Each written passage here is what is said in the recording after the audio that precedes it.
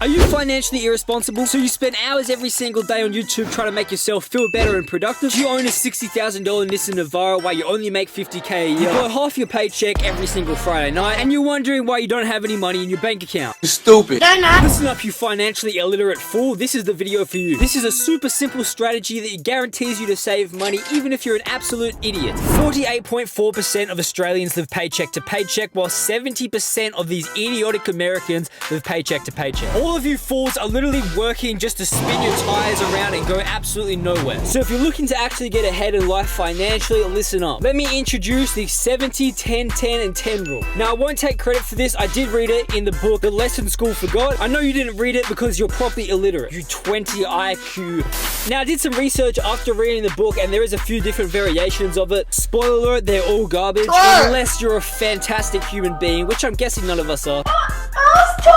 But I'll read them first and save the best till last, just in case any of them tickle your pickle. Now, the whole principle of the 70, 10, and 10, 10 for all of these different three strategies is that 70% go into your cost of living. That's how much money you have to live, no matter what, okay? So you just find a way to live off that 70%. The other 30%, you pretty much pay yourself first. It's money that you don't touch, except for the things that you're using it for, that are divided into the 10, 10, and 10. Now, I believe the founder of the 70, 10, 10, and 10's first initial principle was that 10% goes into investments, 10% goes into savings. So 10% into investments is like your things like stocks, house, anything that's going to give you a good return on the money that you're investing in. You want your money to work for you. If you want a good book about the whole principle and philosophy behind making your money work for you, I strongly recommend you read Richest Man in Babylon. It's going to completely change the way that you see your extra money. But then the last 10% is in charity. Now, me personally, I don't invest in charity. I do a different one of these methods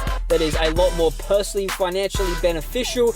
But if you're not a generous person when it is difficult, you will not be generous when it is easy. So if you think you don't want to be rich, then you're going to start donating. If you want to donate, start donating now. Only 61% of people donate to a worthy cause, and on average, those 61% of people donate, it's only 2 to 4% of their income. So donating 10% of your income would put you in the top 1% of most generous people in the world. So if you need a huge ego boost, then this method is definitely for you. If you earn $73,000 a year in Australia, you'd end up with $53,000 a year after tax.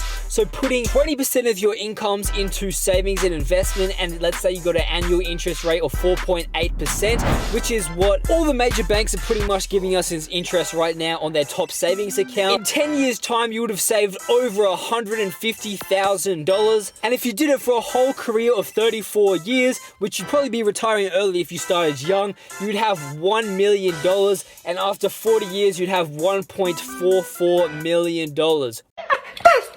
of straight cash. So on top of being incredibly strapped for cash, you would also be morally superior to absolutely every single person around you because you're the top 1% of most generous people in the world. The next method literally just replaces charity with invest in yourself. This is probably because you're incredibly self-absorbed and a terribly selfish human being. But I will give it to you, you're still better than me because you're much more willing to invest in yourself, and that's what that other 10% goes to. Things like travel that will give you great experiences, that will expand your horizon of what you think about and all the different cultures that you'll experience, courses, books, podcasts, and things of that nature. So pretty much anything that's going to increase your knowledge, wisdom, or upskill you in any sort of field. Now, while this may not make you ultra charitable, it may not be the safest investment where it's not like, oh, I keep saving money and eventually I'm going to have more money. It does have the potential to increase your earning power. And although I said travel, you can use this 10% for travel, I wouldn't recommend it. The travel money that you're supposed to go out and experience things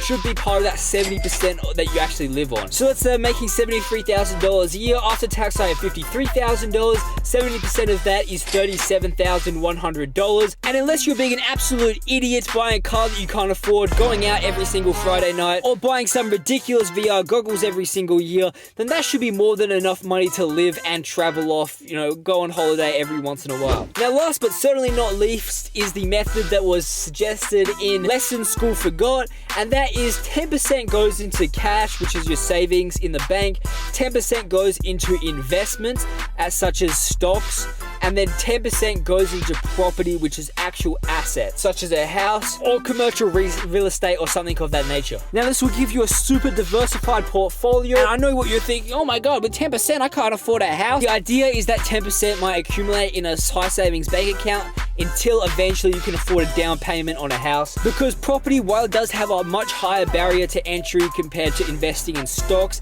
it is probably the best tool to actually build your wealth up big time. Because think about it like this, if you put a 10% down payment on a house, that only has to go up 10% and you've doubled your money. And if it turns out it's cheaper to actually rent a different house than the house that you bought, you can get income from rent, which will also help you pay down the mortgage. And on average, property has increased about 10% every single year for the past pretty much recorded history. Now, let's say you're on $73,000 a year and you invested your 30% of that money into a variety of bank accounts, stocks, and property, and somehow, worst case scenario, you only got an annual interest rate of 6%, compounding monthly. After only 24 years, you have your first $1 million. And let's say I started at 20 and worked till I was 65, I would have $4.38 million in savings, not including super. So you can get pretty rich if you just save 30% of your income and diversify it.